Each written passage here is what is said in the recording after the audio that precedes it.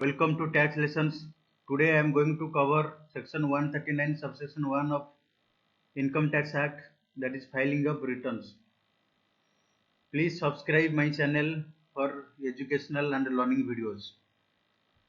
What does section 139 subsection 1 of Income Tax Act 1961 says?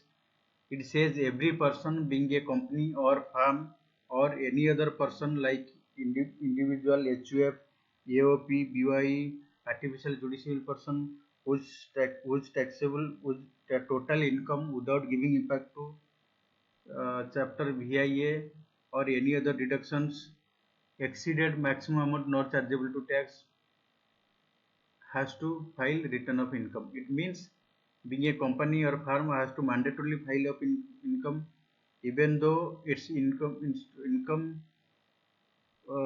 irrespective of its income being profit or loss. Partnership firm has to file return mandatorily irrespective of its income being profit or loss.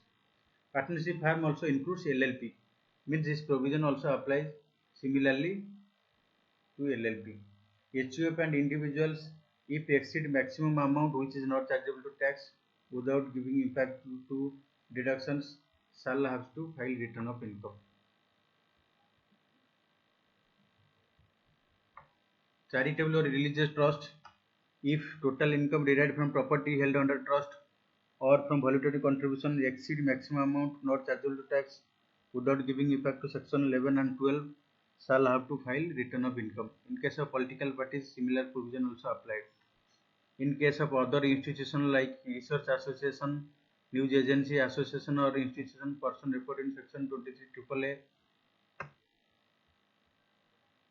fund or institution, trust or university or other educational institutions, mutual fund, securitization trust, investor protection fund, all has to file return of income if their total income exceeds maximum amount not chargeable tax without giving impact to section 10.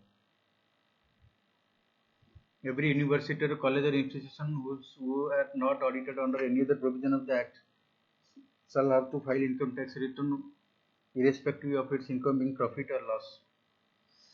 Similarly, a resident person who is having property located outside of India or having financial interest in entity located outside of India shall have to file return of income.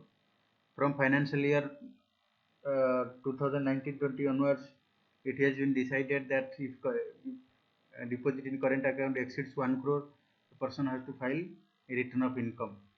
If a person incur foreign expenditure more than rupees 2 lakhs for himself or for others, shall have to file return of income. If expenditure in electricity bill exceeds rupees 1 lakh in a year, person has to file return of income.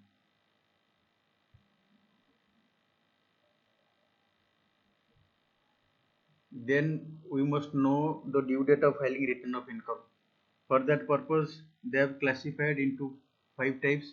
Company not having transfer pricing. Original due date is October 31st of assessment year, now being extended to 15th February 22. Company not having transfer pricing. Company having transfer pricing, that is November 30th of November, now been extended to 20th of February.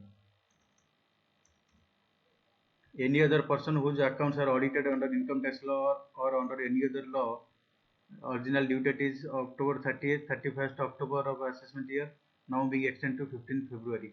Working partner of a firm whose accounts are audited under income tax law or any other law, the original due date is 31st of October of assessment year, now being extended to 15th February 22. Any other assessee, due date is 31st July of assessment year, now it is extended to 31st December 21. It means it is mandatory to know all the provisions of the act, because any non-compliance with the act shall amount to higher penalty, interest, and any other tax scrutiny.